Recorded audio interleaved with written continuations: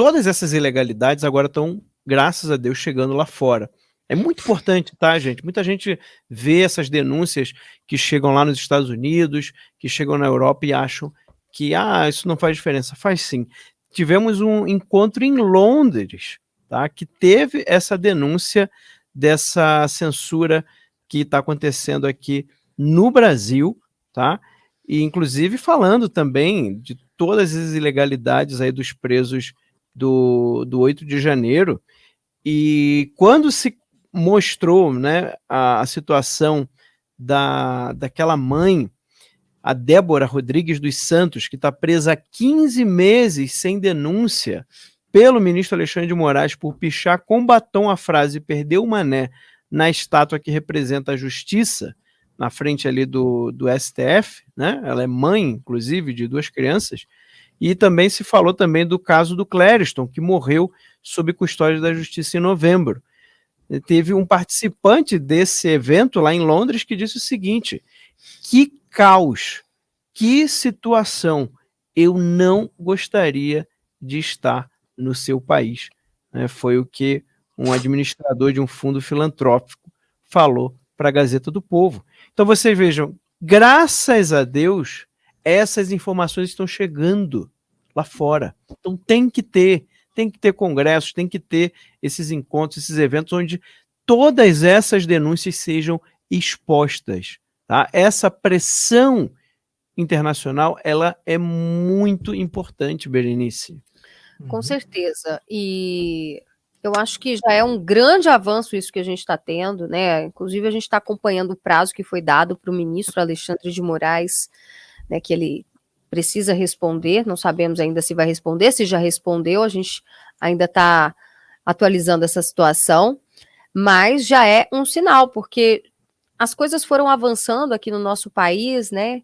A Bárbara sempre comenta isso, Verdade. né, Max? Começou com os influencers ali no Twitch, aí depois foi para quem? Foram para alguns jornalistas, né? Ela faz esse roteiro melhor do que eu, né? Aí depois foram para alguns políticos, depois chegou nos generais, enfim, né, eles vão cada vez avançando mais.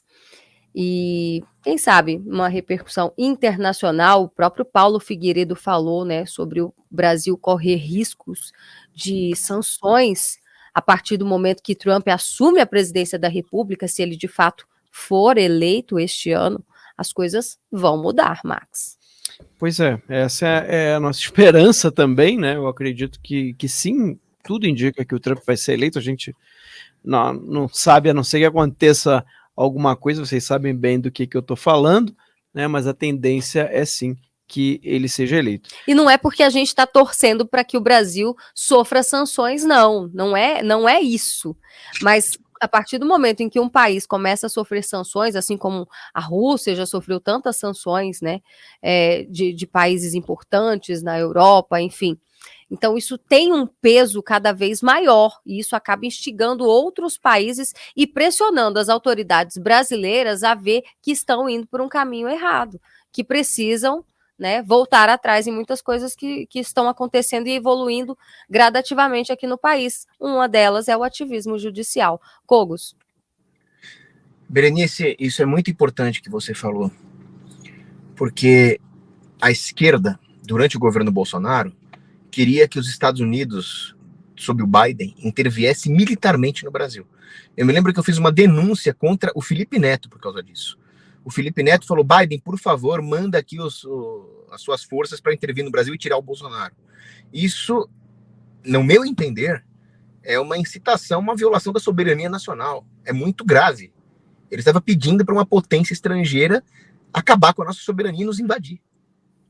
Isso o Felipe Neto fazia. E aí, tudo bem, a esquerda fazendo. Agora, quando a direita fala que é bom o Trump ganhar nos Estados Unidos para que haja sanções, não contra o povo brasileiro, mas sanções contra os ditadores comunistas que estão aqui no Brasil, né, proibindo, por exemplo, a venda de software para eles, porque eles estão construindo um verdadeiro aparato de censura. Então, isso tem que parar de alguma forma. Aí falam que a direita está contra o Brasil. Então, quando a esquerda pede para os Estados Unidos invadir o Brasil, está tudo certo.